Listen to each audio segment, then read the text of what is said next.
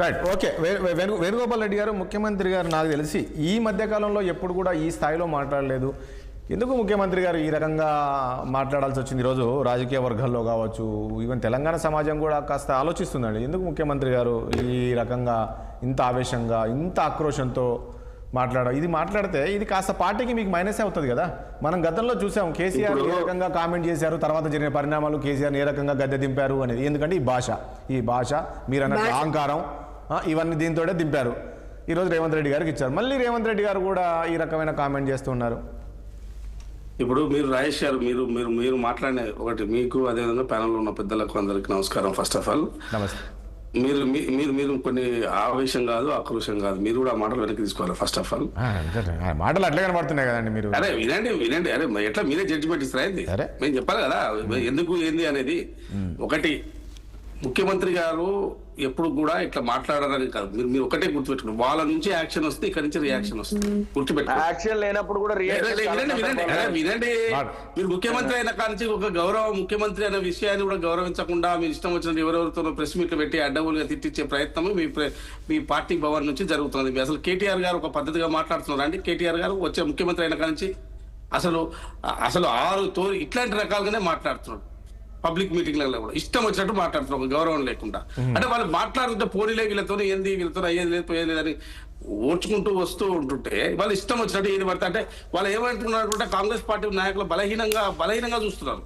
అంటే వీళ్ళు బలహీనులు అనే ఒక పరిస్థితి పోయింది. అంటే కింద కూడా గ్రౌండ్ లో కూడా మేము వెళ్తే కూడా అరే వాళ్ళు కేటీఆర్ వాళ్ళు హరీష్ రావు ఇష్టం వచ్చినట్టు మాట్లాడుతున్నారు, కాంగ్రెస్ వాళ్ళు ఏమనట్లేదు ఏంది, ఎందుకు మీరు అంత బలహీనంగా ఉన్నారు అనే చర్చ కూడా గ్రౌండ్ లోకి పోతున్నది. అంటే వాళ్ళు ఒకటే గుర్తుపెట్టుకోండి, వాళ్ళు ఏది పడితే బలపడట వినండి. ఇప్పుడు ఒకటి రండి, ఇప్పుడు రాజేష్ గారు వాళ్ళు ఒక ఆట ఆడుతున్నప్పుడు మనం ఇంకో ఆట ఆడితే మనం ప్రజలు ఇంకో తిరిగి అర్థం చేసుకుంటారు.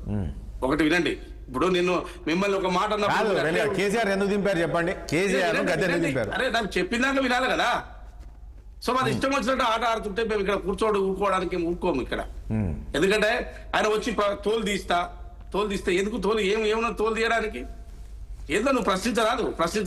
ఇప్పుడు ఏమన్నారు ముఖ్యమంత్రి గారు, నువ్వు తోలు తీస్తాడు చీరి సిద్ధంగా కడతాడు, అందులో తప్పేమున్నది? ఏమున్నది? చీరి సిద్ధంగా కడతాడు ఏమున్నది? ఆయన తోలు తీసినప్పుడు ఇక్కడ చీరి సిద్ధంగా కట్టరా? ఏమో ఇష్టం వచ్చిన ఈ భాష ఎవరు నేర్పలేదండి. ఈ భాష నేర్పితే మన కేసీఆర్, మనకు అందరికీ గురువు ఎవరు? కేసీఆర్ గారు. ఇప్పుడు ఈ పరిస్థితుల్లో రాజకీయాల్లో ఈ పరిభాషను ఇంట్రడ్యూస్ చేసిందే కేసీఆర్ గారు. తను ఇష్టం వచ్చాడు. సర్వభ్రష్ట ప్రభుత్వం అంట. ఏమయ్యా వచ్చి 2 ఏళ్ళు కాలేదు, నువ్వు 10 ఏళ్ళు ఉన్నావు. 10 ఏళ్ళు సర్వనాశనం చేసిపోయినావు రాష్ట్రాన్ని.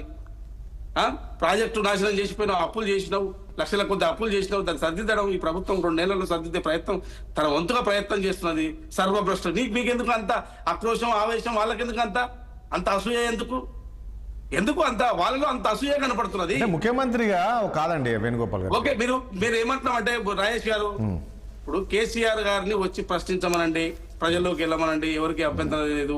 ఆయన ఫామ్ హౌస్ నుంచి నందీనగర్కి వచ్చిండు, నందీనగర్ నుంచి డైరెక్ట్ గా అసెంబ్లీకి కూడా రమ్మని కోరుకుంటున్నాం. పదే అసెంబ్లీకి రావాలని, కేసీఆర్ గారు రావాలని పదే కోరుకుంటున్నాము.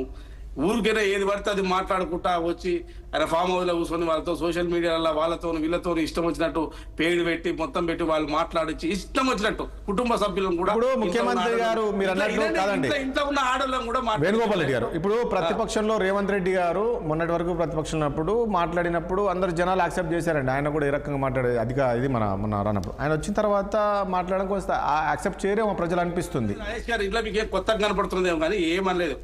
వాళ్ళు ఇష్టం వచ్చినప్పుడు వాళ్ళు మాట్లాడారు. ఆ మాటలకు ఇప్పుడు ఇందులో పెద్ద భూత పదాలు. ఇప్పుడు ఏమనంటే ఆయన ఇష్టం వచ్చినట్టు ఆయన తోలు తీయొచ్చట, ముఖ్యమంత్రి తోలు తీయొచ్చట. ఆయన తోలు తీసారు, మీరు తొండలెక్కిస్తామంటారు అంతే. జనరల్ వస్తారండి వాళ్ళు ఏమైనా కబడ్డీ ఆడితే మేము ఏమైనా ఫుట్బాల్ ఆడతాం ఏంటి? వాళ్ళు ఫుట్బాల్ ఆడితే మేము ఫుట్బాల్ ఆడతాం, వాళ్ళు కబడ్డీ ఆడితే మేము వాలీబాల్ ఆడము, కబడ్డీ ఆడతాము. అర్థమైందా?